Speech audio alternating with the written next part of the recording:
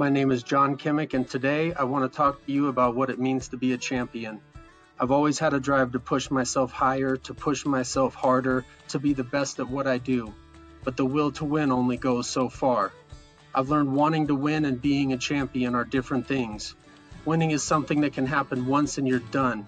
To be a champion is a way of thinking that translates to sport, work, and life.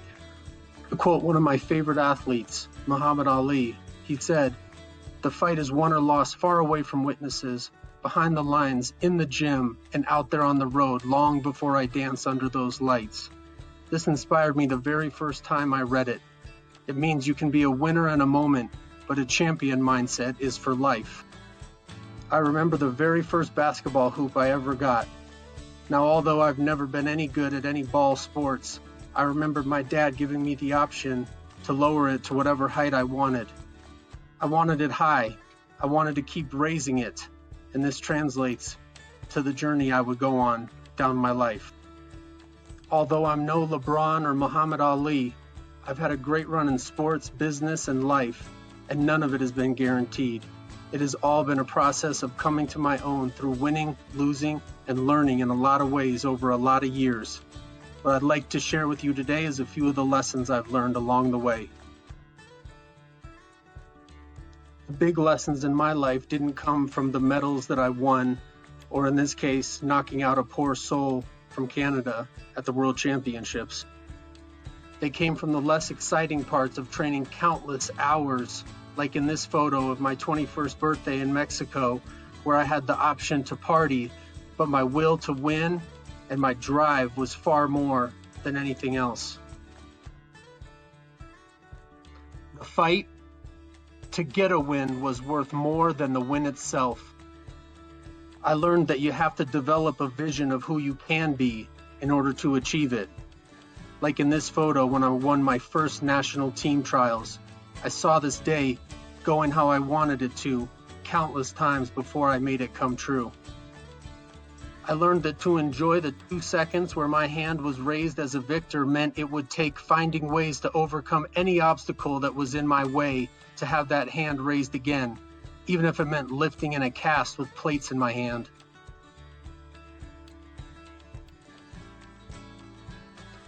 I've learned it's about the team, not the individuals.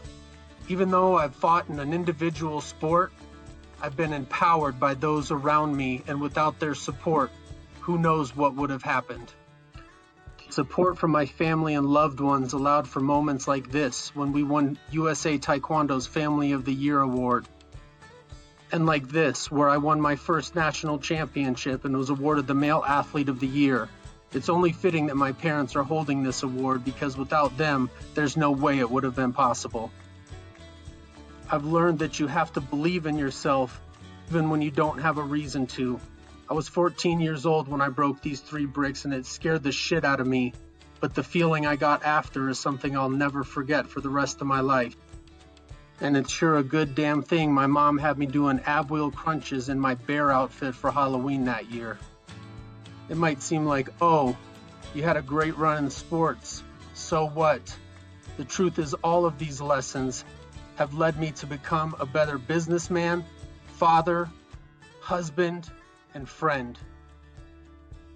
I had a dream of starting my own program across the country with nothing more than a couple suitcases and a computer in my hands. But by focusing on the process and not the outcome, and having faith in myself, I was able to make this dream come true. This is the board that I took down the day before I left for New York City. It's great to be able to put up a picture like this in the middle of nowhere canoeing with your loved one. It is the hard work that it took to portage across the boundary waters of Minnesota with a canoe on my head for miles that made that beautiful picture possible. I've been blessed with the opportunity to lead others and for them to enjoy pictures like this where they've become graduates on their way to their next career. It's moments like this that make those moments possible. Pushing your limits and embracing the suck of life so that you can come out on the other end as a champion. It's been nice to have the opportunity to go from an athlete to a mentor and teacher, and to have a fancy gym like this where people all have matching clothes and air conditioning. But the sacrifices I made to prove to the world that I was worthy is why that was possible. All of these same lessons translate to fatherhood, which has changed my life forever. When you see a beautiful picture of a baby like this, you think, oh, how wonderful it would be. And then you realize you're going to have to find a way to teach them how to not poop in a plastic tub while wearing high heels and a diaper.